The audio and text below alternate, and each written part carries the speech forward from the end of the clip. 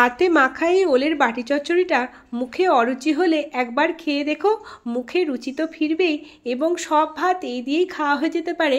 এত সুন্দর এই রেসিপিটা। এখন চারিদিকেই জ্বর সর্দি কাশিতে অনেকেই ভুগছো, তো জ্বর থেকে উঠলে মুখে কিছুই ভালো লাগে না, ওলের এই বাটি চচ্চড়িটা একবার বানিয়ে দেখো, আশা করি তোমাদের ভীষণ ভালো লাগবে। ছোটোবেলা থেকেই মাঝে মাঝেই জ্বর হলে, জ্বর সারলে যখন মুখে সব কিছু তেতো লাগতো, এই বাটি চচ্চড়িটা মা বানিয়ে দিত আর খেতে কিন্তু অপূর্ব লাগতো।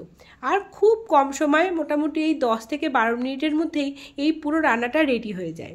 আর ওলের এই বাটি চচ্চড়িটা করা ভীষণই সহজ, সামান্য কিছু উপকরণের মধ্যেই কিন্তু রেডি হয়ে যায়।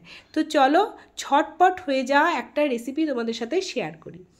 এর জন্য আমি 2 টুকরো ওল নিয়েছি এবং ওলের আউটার পার্টটা ভালো করে খোসা ছাড়িয়ে কুচি কুচি করে ওই আলু ভাজার মতন করে কেটে নিচ্ছি। একদম সরু করে কুটবে না, কারণ আমরা আলু দেব, আলুর থেকে ওল কিন্তু একটু তাড়াতাড়ি সেদ্ধ হয়, তাই আলুর থেকে ওলকে একটু মোটা করে কুটতে হবে। কিন্তু দুটোই আমি ওই আলু ভাজার মতো লম্বা লম্বা করে কেটে নিয়েছি। ওলগুলো একটু মোটা আর আলুটা একটু পাতলা। একটা আলু কেটে নিয়েছি আর বড় একটা পেঁয়াজ আমি কুচিয়ে নিয়েছি 3 থেকে 4টে কাঁচা লঙ্কা চেরা। এবার সব কিছুকে ফ্রাইং প্যানে দিয়ে পরিমাণ মতন লবণ দিলাম, হলুদ দিলাম, আর কাঁচা লঙ্কা পেঁয়াজ তো দিলাম, আর দিলাম 3 চামচ মতো নারকেল কোড়া।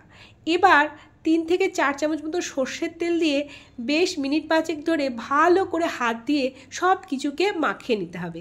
এই মাখার উপরে কিন্তু তরকারির টেস্টটা নির্ভর করবে। একটু ধৈর্য নিয়ে সব কিছুকে খুব ভালো করে মেখে ওই 2 গ্লাস মতো জল আমি দিয়ে দিয়েছি। এবার আর কোনো খাটনি নেই, হাই ফ্লেমে 5 মিনিট আর লো ফ্লেমে 5 মিনিট রেখে পুরো রান্না করে নিয়েছি।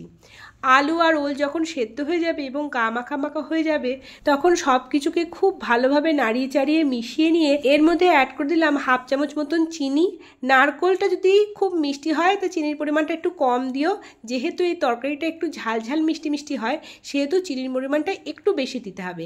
আর নারকেল কোড়া যদি পানসে হয় তাহলে তোমরা কিন্তু চিনির পরিমাণটা একটু বাড়িয়ে দিও।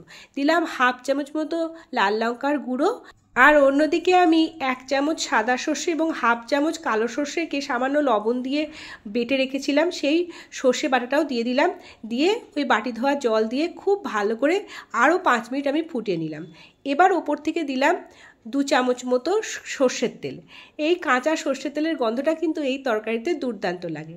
তরকারিটা একটু মিষ্টি মিষ্টি ঝাল ঝাল হয় আর গরম ভাতের প্রথম পাতে কিন্তু অপূর্ব লাগে।